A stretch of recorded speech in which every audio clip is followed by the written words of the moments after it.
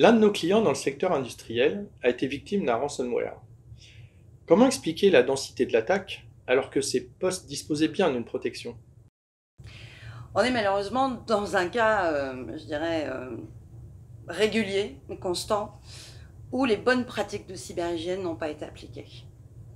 Le client bénéficiait en effet d'une protection de l'ensemble de ses postes de travail et serveurs. Le seul problème, c'est que les politiques de sécurité et les mises à jour des logiciels tiers n'ont pas été réalisées. Ce qui fait que l'attaquant s'est, je dirais, lancé dans la faille, voilà, et l'infection s'est propagée aux VM et aux sauvegardes. En effet, Catherine, les prescriptions et le paramétrage de ces solutions ont été faits et réalisés par un prestataire tiers qui n'avait pas forcément notre connaissance et notre expertise chez ce client. Donc j'ai une question, quelles sont les prescriptions ou les bonnes pratiques, je dirais, indispensables en matière de cybersécurité et surtout éventuellement dans le secteur industriel?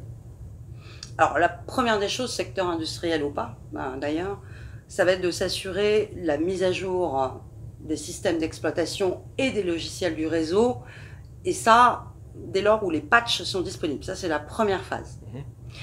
La deuxième phase, là on est dans le secteur industriel, mais pour tout autre secteur également, ça va être d'assurer une formation, une éducation des équipes. Dans le domaine industriel, s'assurer d'une formation de type sécurité SCI pour les ingénieurs IT et OT, afin qu'il y ait une bonne convergence des équipes. C'est un des gros soucis en milieu industriel. Et puis pour le reste des salariés, tout milieu confondu, d'assurer une sensibilisation et une formation au risque cyber pour adopter des bonnes pratiques de cyberhygiène, notamment.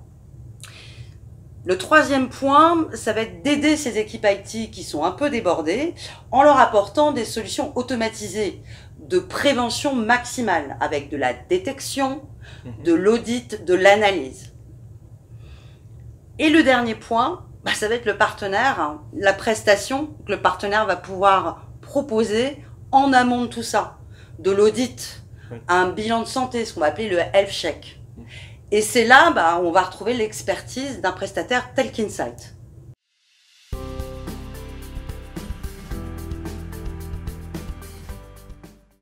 Daniel, l'un de nos clients dans le secteur des transports a sollicité l'accompagnement et l'expertise d'Insight. Est-ce que tu peux nous donner un petit peu le contexte exprimé par le client et dans quel cadre vous êtes intervenu? Ce client avait besoin de valider les politiques de sécurité et le déploiement de la solution dans les différentes entités, en local comme à l'international. Et donc les environnements qu'il fallait protéger étaient la messagerie, l'environnement cloud et l'accès aux applications, le contrôle d'accès à ces applications. Daniel, pour répondre à cette expression de besoin, quelle a été la réponse adoptée par Insight côté service, justement? Alors Catherine, nous avons commencé par l'étape de conseil avec le client pour aider les équipes IT à maîtriser en fait la façon dont nous allions travailler sur ce projet. Ensuite, on a travaillé également avec les équipes IT et les équipes de sécurité à la planification et le déploiement de cette solution et la façon dont nous allions paramétrer en fait cette solution dans les différents environnements du client. Et ensuite, la planification, c'est également le déploiement de cette solution. Et le déploiement est toujours en cours aujourd'hui. Donc nous proposerons à la fin du déploiement en fait, une étape de surveillance et d'assistance pour le client et pour surveiller justement les remontées d'alerte et les problèmes et les attaques éventuelles qui pourraient arriver dans leur environnement afin de rendre les équipes du client plus autonomes et plus efficaces.